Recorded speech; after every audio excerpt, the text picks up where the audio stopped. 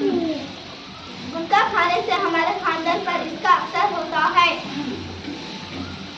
गुटखा खाने से कैंसर होता है। गुटखा खाने से कैंसर होता है।